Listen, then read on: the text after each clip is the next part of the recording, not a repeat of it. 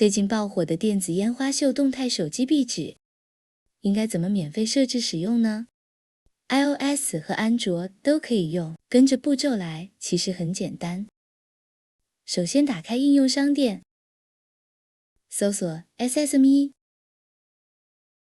点击下载安装，